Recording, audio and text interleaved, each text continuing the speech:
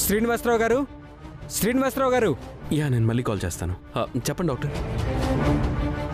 మీ నాన్నగారు తీసుకున్న వాటర్ని ల్యాబ్కు పంపించాను కదా, ఆ రిపోర్ట్స్ వచ్చాయి. డాక్టర్, ఆ రిపోర్ట్స్లో ఏముంది? డాక్టర్ గారు, ఆయనకేం ప్రమాదం లేదు కదా? ఈరోజు వాటర్ ఇచ్చింది ఎవరు? ఇంకెవరు? ఈ కళ్యాణే ఇచ్చాడు. అవును సార్, నేనే. అక్క చెప్పిన ఆయుర్వేదం మందు కలిపి మామయ్య గారికి నేనే ఇచ్చాను. ఈ అబ్బాయి మీకేమవుతాడు సార్? ఎత్తి కుదేస్తే 4 ముక్కలవుతాడు. మాకు బాగా కావాల్సిన అబ్బాయి డాక్టర్. పనికిరాని వాళ్ళంతా నీకు మీ మనవరాలికి కావలసిన వాళ్ళేలే.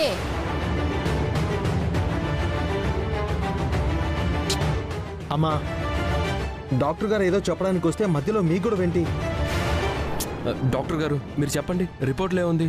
ఆ వాటర్లో ప్రమాదం ఏం లేదు కదండి? శ్రీనివాసరావు గారి మీద విష ప్రయోగం జరిగింది.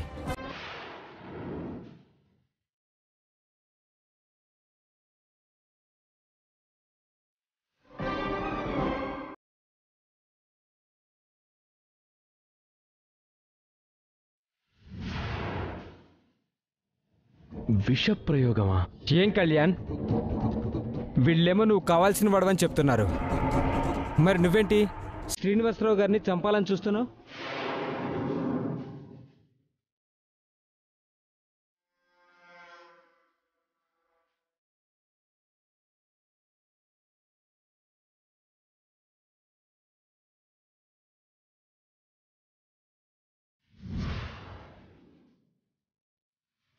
డాక్టర్ గారు, మీరేం మాట్లాడుతున్నారు? నేను చంపాలని చూడడం ఏంటండి? లేకపోతే నువ్విచ్చిన ఆయుర్వేద మందులో విషపూరితమైన కెమికల్స్ ఎలా వచ్చాయి?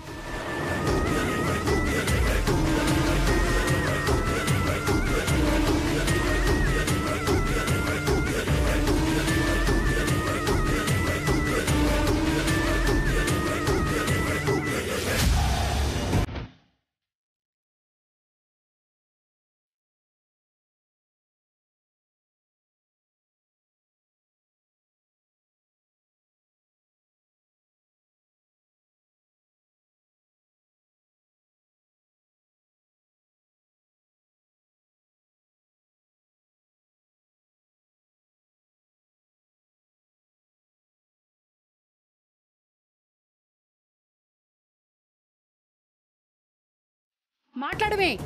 అయ్యో నిజంగా అత్తయ్య గారు, నాకేం తెలియదండి. అక్క చెప్పినట్లు ఆ రూమ్ లో ఉన్న మెడిసిన్ పౌడర్ వాటర్ లో కలిపి మామయ్య గారికి ఇచ్చాను, అంతే నేను చేసింది. అబద్ధం. నువ్వు కలిపింది కెమికల్ పౌడర్ కాదు, విషం.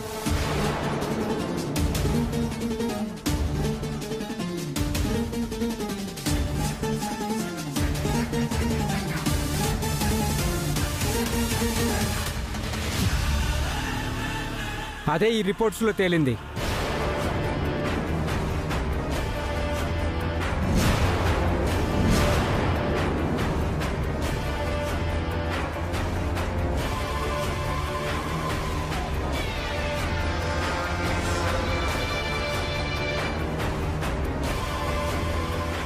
కళ్యాణ్, ఏంటిది బేబీ? నా మీద ఒట్టు బేబీ, నిజంగా నాకేం తెలియదు.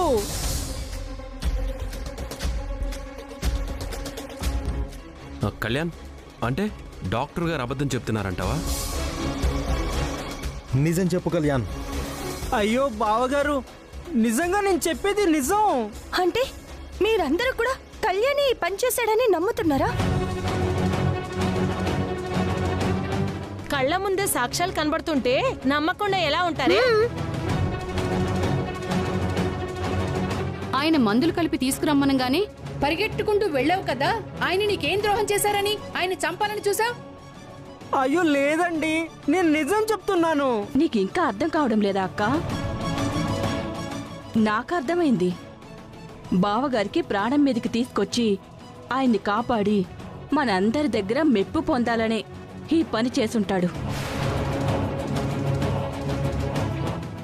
అవును, నీ వల్లే బ్రతికానని మావయ్య గారు మేమందరం కూడా నిన్ను మెచ్చుకున్నాం కదా.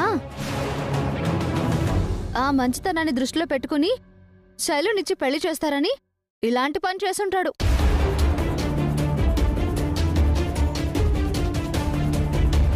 లేదండి, సత్య ప్రమాణంగా చెప్తున్నాను, నాకు ఎలాంటి దురుద్దేశాలు లేవు. అలాంటప్పుడు మా నాన్నకిచ్చిన మెడిసిన్లో పాయిజన్ ఎలా కలిసింది కళ్యాణ్? నాకు అది అర్థం కావట్లేదు బావగారు. అంటే ఇదంతా చూస్తుంటే ఎవరో కావాలని చేసినట్టుంది. చేసింది ఇతనే రుజువు అవుతుంటే ఎవరో చేశారంటారేంటి? అంటే కళ్యాణ్ని తప్పించాలని చూస్తున్నారా?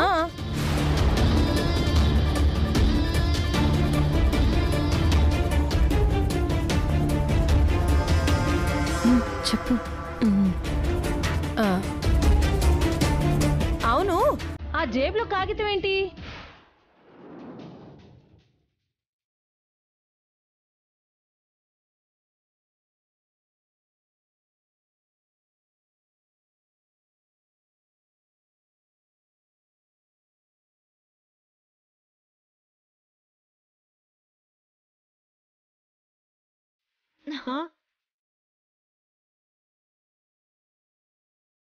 ఇదేదో మెడికల్ షాప్ బిల్లులా ఉంది.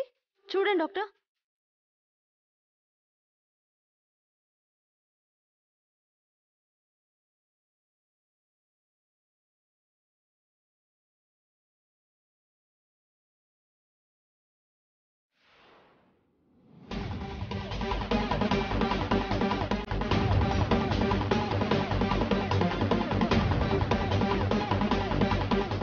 మై గాడ్, ఇదంతా ప్రీ ప్లాన్డ్గా చేశారండి.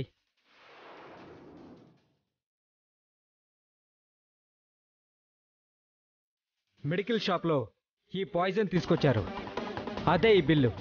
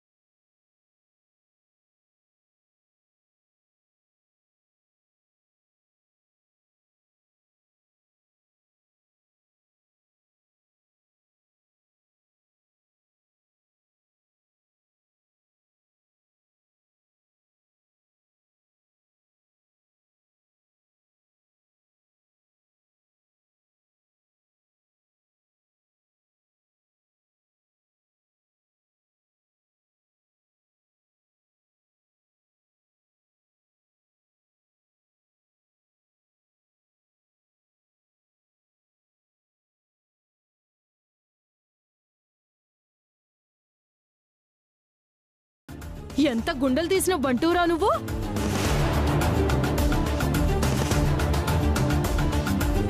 అందరితో నువ్వు మంచి అనిపించుకోవాలనుకుంటే ఆ విష ప్రయోగం ఏదో నాలాంటి వాళ్ళ మీద చెయ్యొచ్చు కదా. దేవుడు లాంటి మా అల్లుడి మీద చేస్తావా? ఆయన అదృష్టం బాగుండి బతికారు, లేదంటే ఏమై ఉండేది?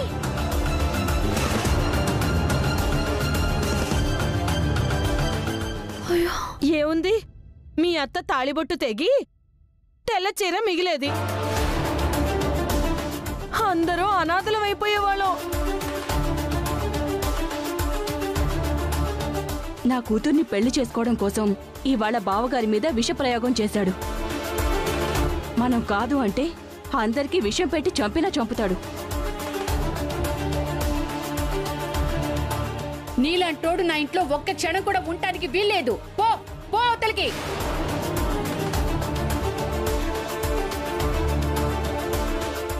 అయ్యో లేదండి బావగారు, నిజం చెప్తున్నాను బావగారు.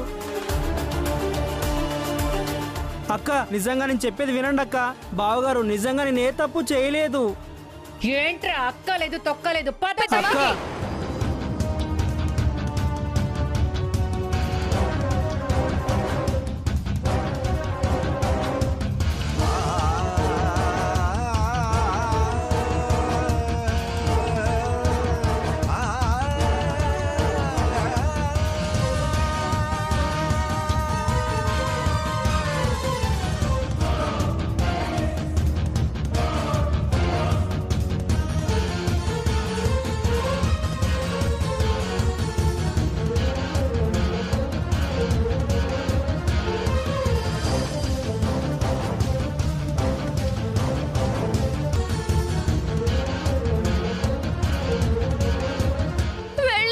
ఎక్కడికి వెళ్తావే?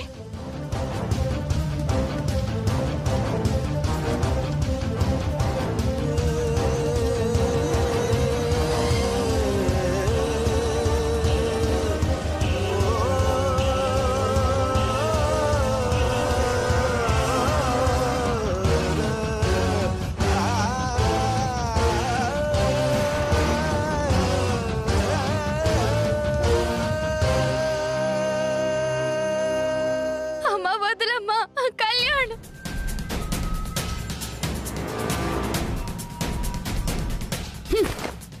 ఇంకోసారి నా కంటికి కనిపించావంటే మొహం పగల కొడతాను.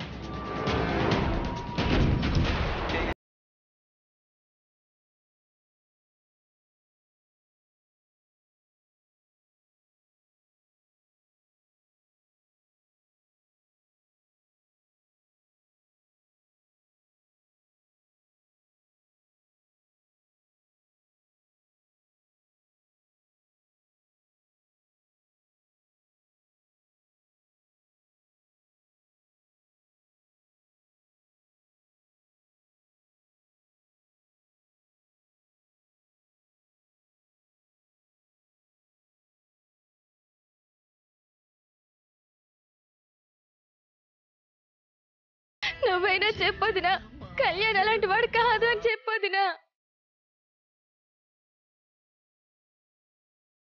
కళ్యాణ్ని ఆపు వదినా, ప్లీజ్ వదినా.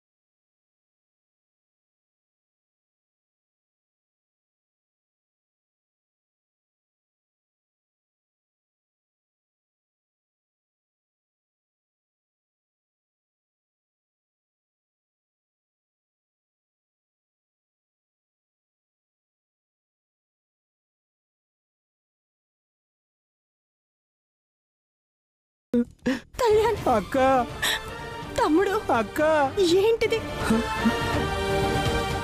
ఏంటిది? చిన్న పిల్లాడిలా ఏడుస్తున్నావు? అది కాదక్క, నిజంగా నేను ఏ పాపం చేయలేదక్క. మామయ్య గారికి నువ్వు చెప్పిన 5,000 మందే కల్పించాను. అందులోకి విషయం ఎలా వచ్చిందో నాకు అర్థం కావట్లేదక్క. నువ్వు ఏ తప్పు చేయలేదని నేను పూర్తిగా నమ్ముతున్నాను, కానీ అది నిరూపించే అవకాశం లేక నేను కూడా తల వంచుకోవాల్సిన పరిస్థితి వచ్చింది. అక్క, శైలు లేకపోతే నేను బ్రతకలేనక్క. శైలు కూడా నన్ను విడిచి ఉండలేదు. నిన్నటి వరకు ఇంట్లో వాళ్ళందరి మెప్పు పొందగలననే నమ్మకం ఉండేది. ఈ రోజుతో అది పోయింది.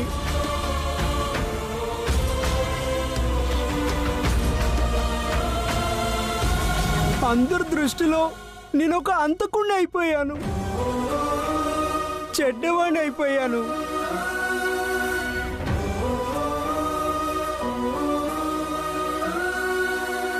కళ్యాణ్, ఊరుకో ఊరుకో, ఏడవద్దు. మా పెళ్లి జరగకపోతే మాత్రం ఇద్దరం బ్రతికుండం. ఏయ్ కళ్యాణ్, అలాంటి మాటలు అనుకో. నేనుండగా మీ ఇద్దరికి ఎలాంటి అన్యాయం జరగదు, జరగనివ్వను. జరిగిన దానికి అసలైన కారకులు ఎవరో నేను కనిపెడతాను. నిన్ను మళ్ళీ ఇంటికి తీసుకెళ్తాను. ఈ పని చేసింది ఎవరో ఎలా తెలుస్తుందక్క? అవును, నువ్వు మావయ్య గారికి ఇచ్చిన మందు కలపడానికి ముందు నీ చుట్టుపక్కల ఎవరైనా ఉన్నట్టుగా గమనించావా?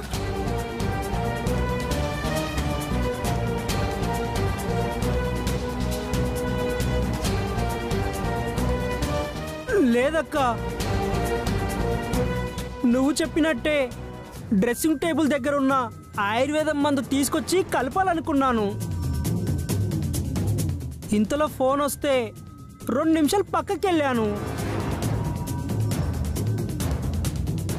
తర్వాత నేను మందు కలిపి తీసుకొచ్చి మామయ్య గారికి ఇచ్చాను. అయితే ఆ 2 నిమిషాల్లోనే ఏదో జరుగుంటుంది. అంటే ఖచ్చితంగా అది ఇంట్లో వాళ్ళ పనే. మరి ఆ బిల్ రిసిప్ట్ నీ జేబులోకి ఎలా వచ్చింది? అదే అర్థం కావట్లేదక్క. సరే, ఏం జరిగిందో నేను తెలుసుకుంటాను. నువ్వు మాత్రం అధైర్యపడి పిచ్చి పిచ్చి నిర్ణయాలు తీసుకోను అని నాకు మాట ఇవ్వు.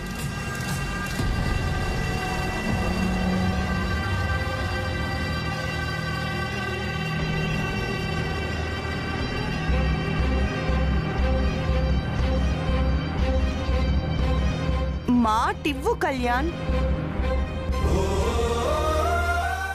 అన్నిటికీ నువ్వే దిక్కని శైలు నేను నిన్నే నమ్ముకున్నామక్క. నువ్వెలా చెప్తే అలా.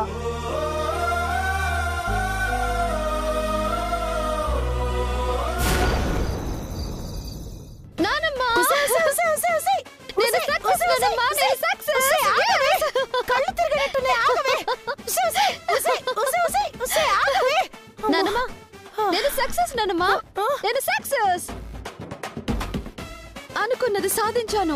చాలా హ్యాపీగా ఉంది నాకు. సక్సెస్. నువ్వు గున్నమ్మ మీద గెలవటం నాకు ఆనందంగానే ఉంది.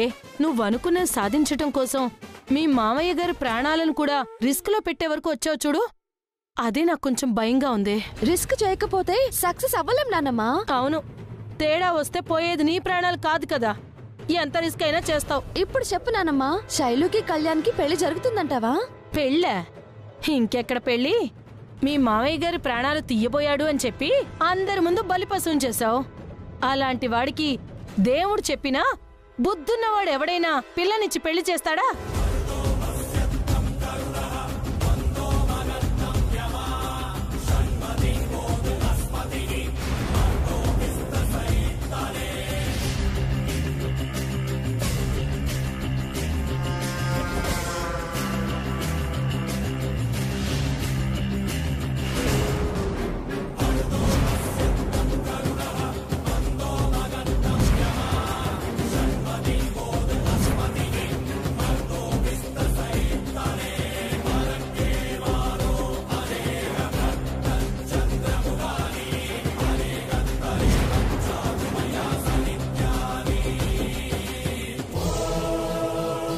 సడన్ గా ఎంట్రీ ఇచ్చింది.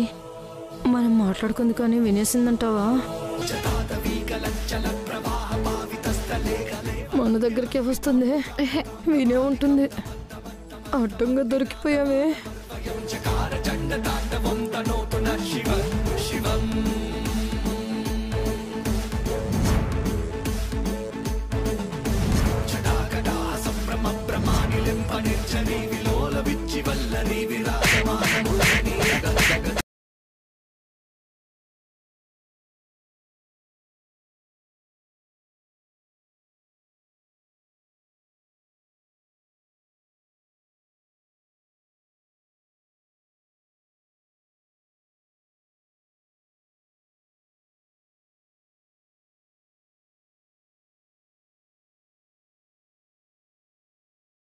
మేమేం చేసామని మా మీద రెచ్చిపోతున్నావు? మతి లేనట్టు బుకాయించావంటే పీక పిసికి చంపేస్తాను.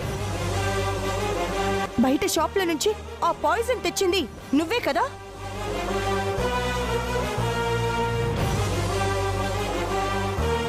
మావయ్య గారికి కళ్యాణ్ ఆయుర్వేద మందు ఇవ్వడానికి వెళ్తే అందులో అతనికి తెలియకుండా ఆ పాయిజన్ కలిపింది నువ్వే కదా?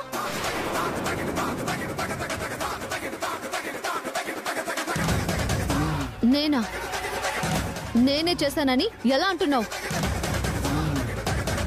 నేను చేయడం నువ్వు చూసావా?